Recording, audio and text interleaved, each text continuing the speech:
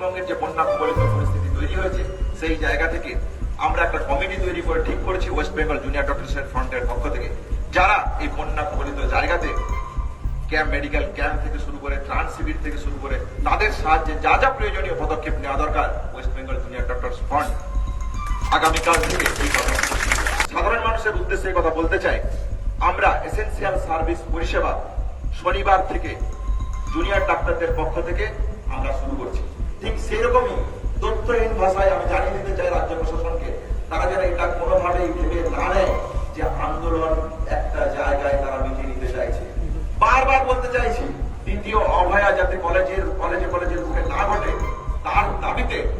আমাদের জন্য যে লড়াই চলছিল ঠিক সেইভাবে আমাদের এই লড়াই সারা পশ্চিমবঙ্গের ওয়েস্ট বেঙ্গল জুনিয়র ডক্টরস ফ্রন্টের পক্ষ থেকে এই লড়াই এবং এই কর্মসূচি জারি। যে ভয়াবহ বন্যা পরিস্থিতি তৈরি হয়েছে,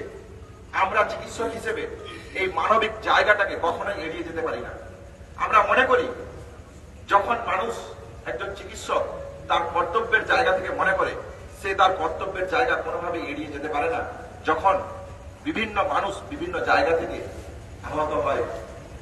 সেই জায়গা থেকে আমরা মনে করি পশ্চিমবঙ্গের যে বন্যা কবলিত পরিস্থিতি তৈরি হয়েছে সেই জায়গা থেকে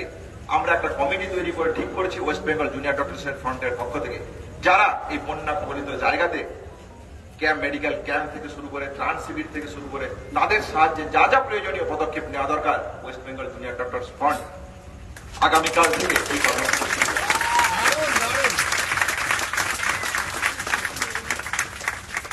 তাহলে এই বন্যা কবলিত মানুষদের জন্য ওয়েস্ট বেঙ্গল জুনিয়র ডক্টরস এর পক্ষ থেকে যে অভয়া ক্লিনিকের ডাক দিলাম,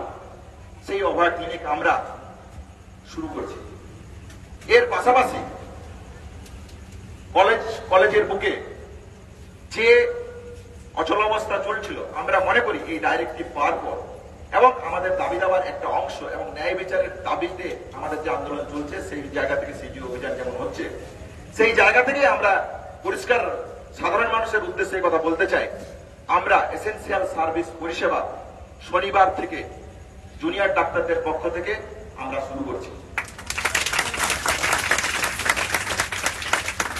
তারপরেও এ কথা আমি মনে করিয়ে দিতে চাই,